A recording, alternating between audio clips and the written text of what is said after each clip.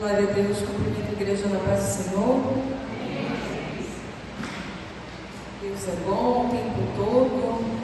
Louvamos ao Senhor pela sua benignidade, pelo seu favor, pela sua fidelidade. Louvado seja Deus. A Bíblia diz que, embora sejamos infiéis, Ele permanece sempre fiel, porque não pode negar a si mesmo. Louvado seja Deus.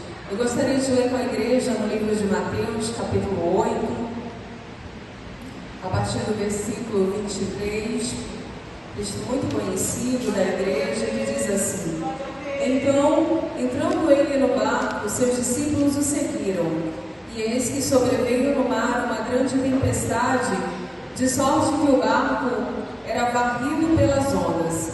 Entretanto, Jesus dormia. Mas os discípulos vieram acordá-lo, clamando: Senhor, salva-nos, perecemos. Perguntou-lhes então Jesus: Por que sois tímidos, homens de pequena fé? E levantando-se, repreendeu os ventos e o mar, e fez-se grande bonança. E maravilharam-se os homens, dizendo: Quem é este que até os ventos e o mar lhe obedecem? Louvado seja Deus. Enquanto o Senhor me fazia lembrar dessa passagem, o Senhor me trazia um questionamento que é dirigido a você, igreja, nessa noite.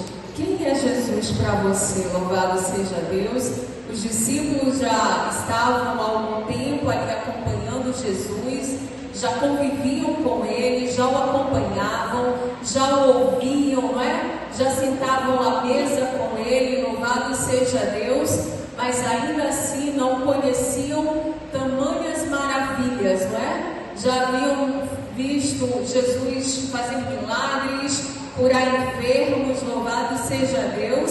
E ainda assim, quando Jesus repreende os ventos, repreende a fúria do mar, eles ficam ali surpresos, né? Quem é esse? Louvado seja Deus. E quantas vezes nós estamos assim, não é? Nós andamos com Jesus, estamos ouvindo o que Ele diz, até vemos os seus milagres, mas ainda existe uma parte sobre Ele que nós não conhecemos, não é? Que nós ainda não paramos para observar e para acreditar no seu poder, naquilo que Ele é capaz de fazer. A Bíblia vai dizer que o nosso Deus, Ele é o Deus do impossível, que não existe nada que Ele não possa fazer. Que tudo Ele pode fazer, porque Ele criou todas as coisas. Tudo que existe foi criado por Ele, através dEle, por meio dEle. Louvado seja Deus.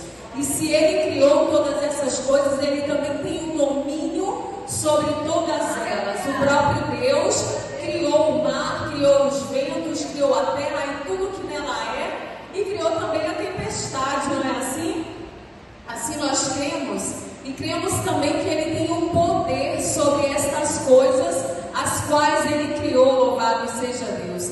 E os discípulos, mesmo estando ali bastante tempo com Jesus, ainda ficaram surpresos, não é? Eles pararam: quem é esse? É como se eles dissessem: nossa, nós nunca imaginamos que Ele ia poder fazer isso, não é?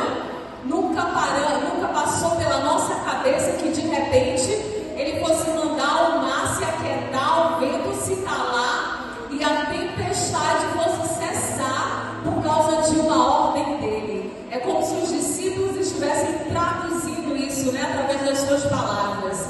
E eu não sei o que você tem passado, o que você tem visto e de que forma você tem se posicionado, você tem colocado a sua fé diante dessa adversidade, diante dessa circunstância, de repente talvez não imaginando o que Deus pode fazer nessa situação, como estavam os discípulos ali,